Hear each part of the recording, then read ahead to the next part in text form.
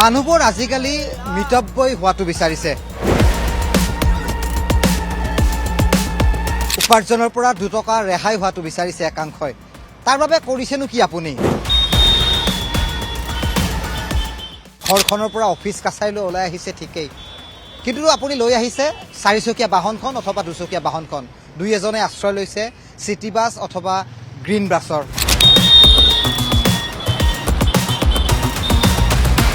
ক'ত ৰাহি হৈছে আপোনাৰ টকা?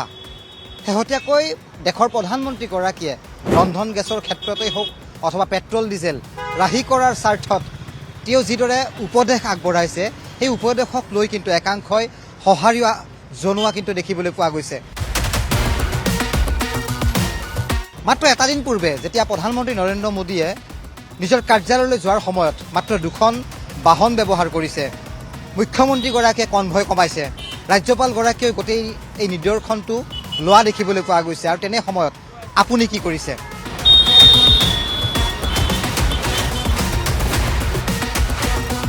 এখন বাছত আমিও উঠিম, কিমান টকা ভাড়া পৰে, কিমান দূৰত্বত কিমান টকা আপোনাৰ খৰচ হয়, গোটেইখিনি দেখুৱাবলৈ আমি এখন এই মুহূৰ্তত গ্ৰীণ বাছত উঠি যাত্ৰাৰ লগত আপোনালোকক সংগী কৰাব বিচাৰিছোঁ।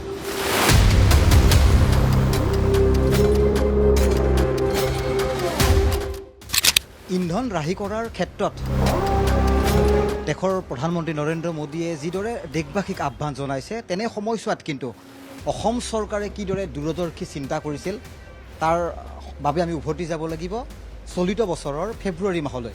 ফেব্ৰুৱাৰী মাহৰ 15 তাৰিখে ৰাজ্যৰ মুখ্যমন্ত্ৰী ডক্টৰ হিমন্ত বিশ্ব শৰ্মাৰ দূৰদৰ্শী চিন্তাত গুৱাহাটীবাসীয়ে লাভ কৰিবলৈ সক্ষম হৈছিল আৰু 100খন ইলেক্ট্ৰনিক বাছ। ফেব্ৰুৱাৰী মাহৰ পূৰ্বৰ সময়ছোৱাত যদি আমি লক্ষ্য কৰোঁ, তেতিয়াহ'লে গুৱাহাটীৰ ৰাজপথত দৌৰিছিল CNG অথবা ইলেক্ট্ৰনিক প্ৰায় 371খন বাছ।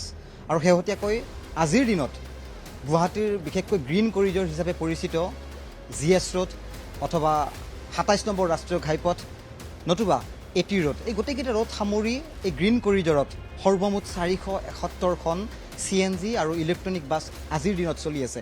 গ্ৰীণ বাছ এভেইলেবল, মই যিমান দেখা পাওঁ আৰু সদায় বেয়া পোৱা নাই, অলপ খালি গ'ল যাম হয়, যামটো গুৱাহাটীত অলপ হৈয়ে দিয়কচোন। চিট আৰু যাত্ৰা 15 টকা দিলেই যাত্ৰা কৰিব পাৰি। 15 টকা মিনিমাম ভাড়া, 15 টকা নহয় 10 টকা। তাৰ উপৰি বাঢ়ি বাঢ়ি যাই থাকে। গুৱাহাটীৰ পৰা গ্ৰীণ বাছে কৰি দিছোঁ, ভালে AC আছে, ঠাণ্ডা। আজি আগৰ দিনৰ গাড়ীগিলাত অলপ গৰম হৈছিল, আমিও গৰম পাইছিলোঁ, আমিও এতিয়া আৰাম পাইছোঁ চলে কেনে। ধৰি লওক এতিয়া ঠাণ্ডা হাৱা খাই আছোঁ।